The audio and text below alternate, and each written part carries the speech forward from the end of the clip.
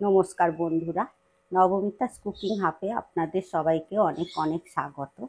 বন্ধুরা, আজকে আমি সম্পূর্ণ নিরামিষ পাঁপড়ের একটা রেসিপি করে দেখাবো। তা বন্ধুরা, আপনারা পুরো ভিডিওটা দেখবেন, আর যদি ভালো লাগে লাইক শেয়ার কমেন্ট করবেন, আর সাবস্ক্রাইব করে আমার পাশে থাকবেন। আসুন তাহলে আমি রান্নায় যাই, আপনারা পুরো ভিডিওটা দেখতে থাকুন। পাঁপড়ের এই রেসিপিটার জন্য আমি আগে থেকে একটা আলু সেদ্ধ করে নিয়েছি। এই আলুটা প্রথমে আমি ম্যাশ করে নেব, হাত দিয়েই আমি করে নেব। আপনারা গ্রেটার দিয়ে করলেও করে নিতে পারেন, আমি হাত দিয়েই করে নেব। এমনভাবেই ম্যাশটা করে নিতে হবে যেন একটু না ডালা ডালা হয়ে থাকে, সেইভাবেই ম্যাশটা করে নেবেন। আলুটা ভালো করে ম্যাশ করা হয়ে গেছে। এরপর আমি গ্যাসে কড়া বসিয়ে দিয়েছি। কড়ার মধ্যে দিয়ে দেব তেল। এই তেলের মধ্যে দিয়ে দেব সামান্য একটু হিং, দিয়ে দেব আদা বাটা। আদাটা আমার একটু জল বেশি দিয়েই বাটা হয়ে গেছে। 2 চামচ দিয়ে দিলাম হলুদ গুঁড়ো,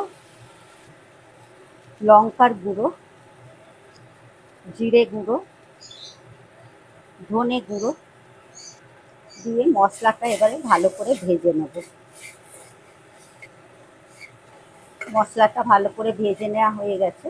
এর মধ্যে এবার দিয়ে দেব ম্যাশ করে নেওয়া আলুটা।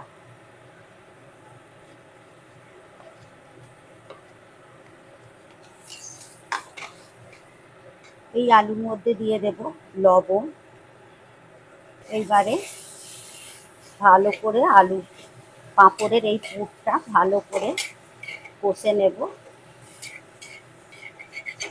পাঁপড়ের পুরটা এইভাবে ভালো করে কষে নিতে হবে। দিয়ে দেব ধনে পাতা কুচি, দিয়ে ধনে পাতা কুচিটাও আলুর সাথে ভালো করে নেড়ে নেব।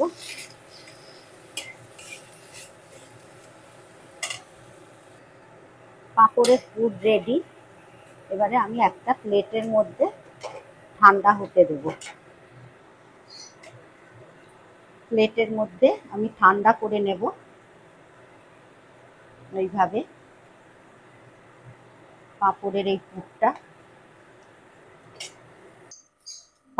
এই পুরটা ঠান্ডা হতে হতে একটা বাটির মধ্যে জল নিয়ে নিয়েছি, আর নিয়ে নিয়েছি আমি 6টা পাঁপড়।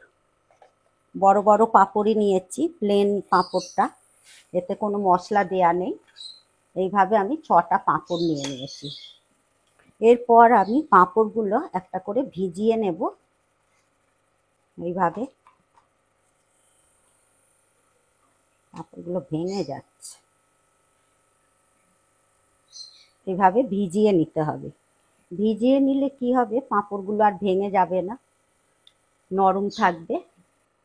এইভাবে পাঁপড়গুলো ভিজিয়ে নিয়ে এর মধ্যে পুর ভরতে হবে।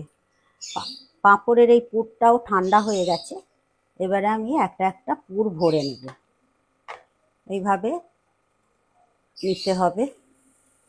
ঠিক মাঝখানটায় দেব পাঁপড়ের পুরটা।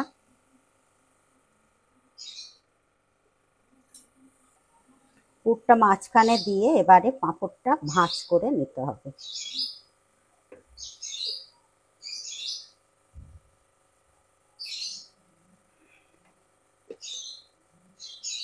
এইভাবে করে নিতে হবে। এই পাঁপড়গুলো অতটা ভালো নয়, যার জন্য ভেঙে যাচ্ছে। আরও একটা পাঁপড়ের পুর ভরে দেখে দেবো।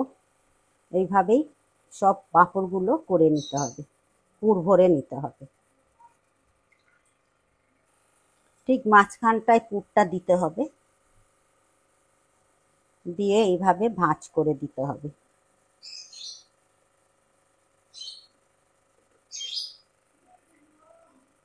জলে ভিজিয়ে নিলে পাঁপড়টা নরম হয়ে যাবে আর ভেঙেও যাবে না। এইভাবে আমি সব পাঁপড়গুলোর পুর ভরে নেব। অনেক সময় কি হয়, নিরামিষ দিনে কি রান্না করব চিন্তায় পড়ে যাই, তখন এই রেসিপিটা করে নেওয়া যেতেই পারে। ভালোও লাগবে খেতে, আর খুব একটা বেশি সময়ও লাগে না। খুব কম সময়ের মধ্যে এই রেসিপিটা করে নেওয়া যেতেই পারে। প্লিজ প্লিজ বন্ধুরা, আপনারা একবার হলেও এই রেসিপিটা ট্রাই করবেন আর কমেন্টে জানাবেন কেমন হয়েছে।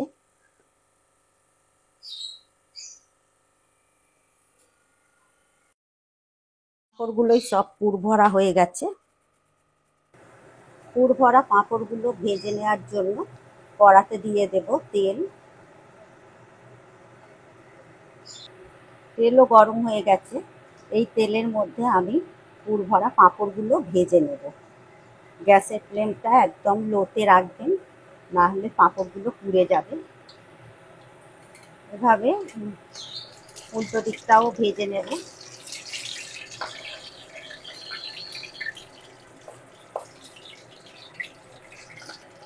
একটা একটা করেই আমি ভেজে নেব। ভেজে নেওয়া হয়ে গেছে, এবারে তুলে নেব। তেলটা ঝারিয়েই তুলে নেব।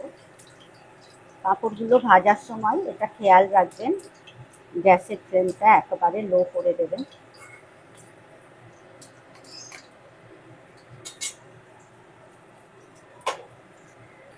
আরও একটা পাঁপড় ভেজে দেখিয়ে দিচ্ছি।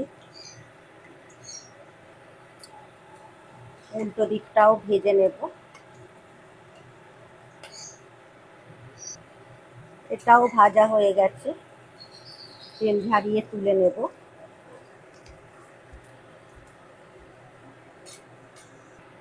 একই রকমভাবে সব পাঁপড়গুলো আমি ভেজে নেব। পুর ভরা পাঁপড়গুলো সব ভেজে দেওয়া হয়ে গেছে। এই কড়ার মধ্যে আরও একটু তেল দিয়ে দেব। আগে থেকে আমি একটা বড় সাইজের আলু এইভাবে কেটে নিয়েছি, কেটে ধুয়ে নিয়েছি। এই তেলের মধ্যেই আলুগুলো প্রথমে ভেজে নেব। এই আলুর মধ্যে দিয়ে দেব সামান্য একটু হলুদ গুঁড়ো, আর দিয়ে দেব লবণ। এবারে আলুটা আমি একটু ভালো করে লাল লাল করে ভেজে নেব।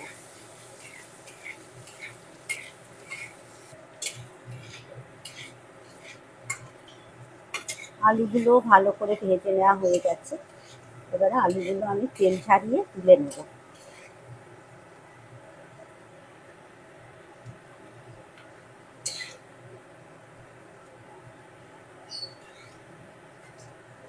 আলুগুলো তুলে নেবার পর এই তেলের মধ্যে দিয়ে দেব ফোড়নে গোটা জিরে, দিয়ে দেব একটা তেজপাতা আর একটা শুকনো লঙ্কা। দিয়ে মশলাটা একটু ভেজে নেব।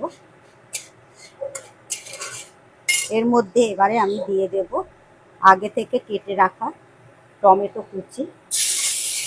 টমেটো কুচিটা আমি একটু বেশি দিয়েছি, দুটো। গ্রেভিটা তাহলে ভালো হবে।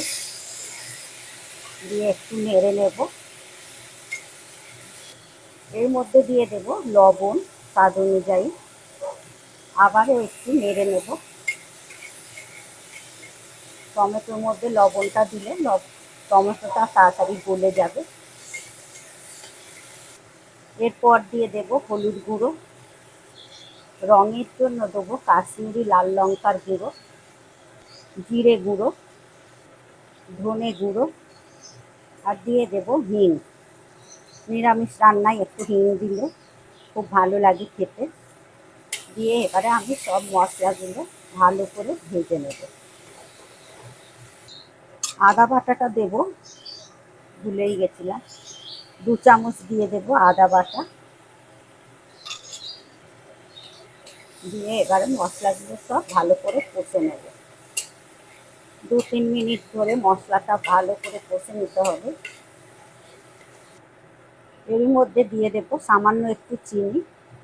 চিনিটা দিলে তরকারির টেস্টটা আরও বেড়ে যাবে। মশলা যত ভালো করে কষবেন তরকারির টেস্টটাও ততটাই বেড়ে যাবে।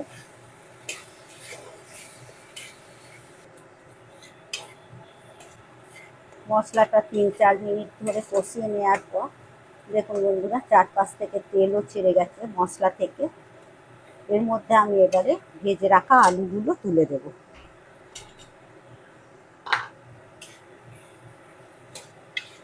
মশলার সাথে ভালো করে মিশিয়ে নেব। আলুগুলো মশলার সাথে ভালো করে মিশিয়ে নেওয়া হয়ে গেছে। এবারে আমি জল দিয়ে দেব।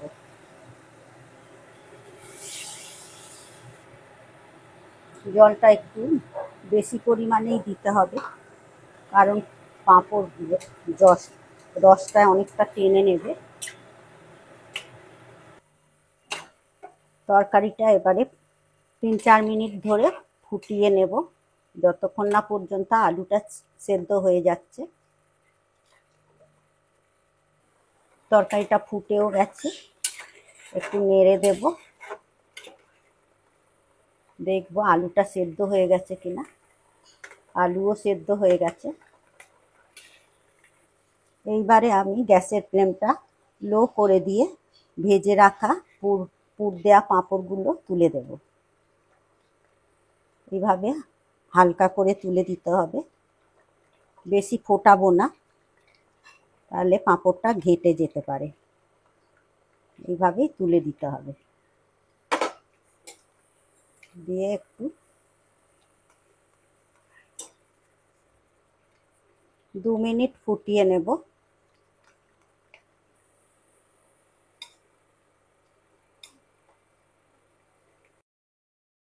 পাঁপড়ের রেসিপি রেডি। এর মধ্যে সবশেষে দিয়ে দেব গরম মশলার গুঁড়ো। গ্যাসটা অফ করে দেব। সবশেষে দিয়ে দেব 1 চামচ ঘি। ঘিটা দিয়ে ভালো করে গরম মশলা ঘিটা মিশিয়ে দেব।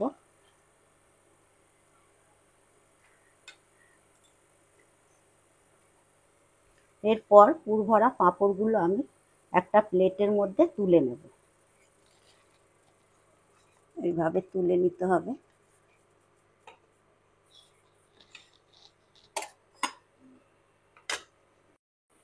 এইবারে আমি আগে তরকারিটা ঢেলে নেব, ওপরে পাঁপড়ের পুর ভরা পাঁপড়গুলো ঢেলে দেব। বন্ধুরা, আমার এই রেসিপি আপনাদের কেমন লাগলো অবশ্যই কমেন্ট করবেন, আর লাইক করবেন। লাইক করে আমাকে আরও উৎসাহ দেবেন, যাতে আমি আরও নতুন নতুন রেসিপি আপনাদের সাথে শেয়ার করতে পারি। আর সাবস্ক্রাইব করে পাশে থাকা বেল নোটিফিকেশানটা প্রেস করে দেবেন, কারণ আমি যখনই কোনো ভিডিও আপলোড করব আপনাদের কাছে তাড়াতাড়ি পৌঁছে যাবে। আপনারা সুস্থ থাকবেন, ভালো থাকবেন। আবার আসছি অন্য কোনো রেসিপি নিয়ে। ধন্যবাদ।